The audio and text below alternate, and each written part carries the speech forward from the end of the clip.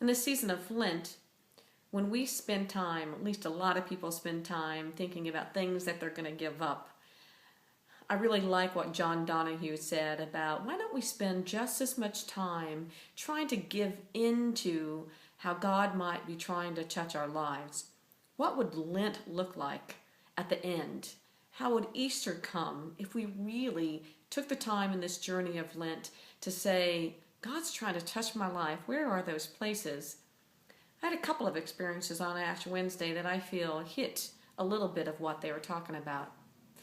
First of all, I started out the day at about 6:45 going to the train station, giving out ashes for the project Ashes to Go.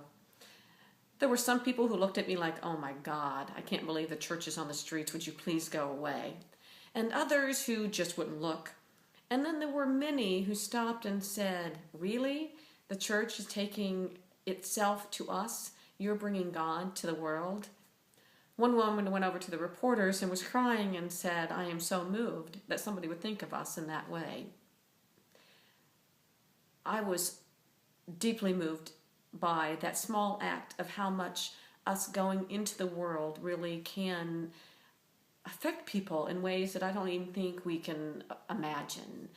In that way, I thought, God found a way to work through me to other people and yet touch me in the same way.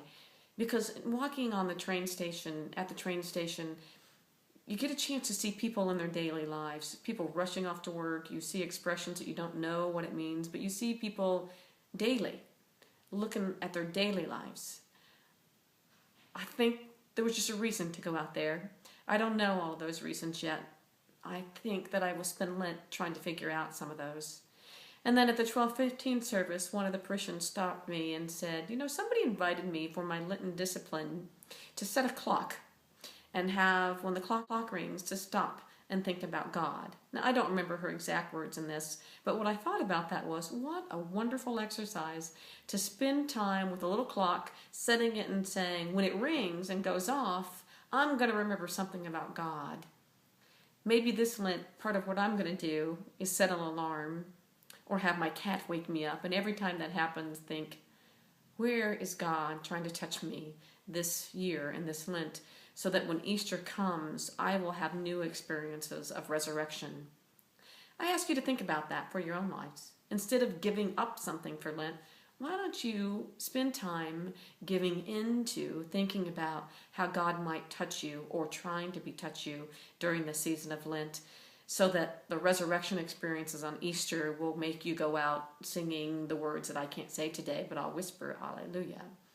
May Christ be resurrected in your life, and may you find ways this Lent to walk the journey towards a new kind of resurrection.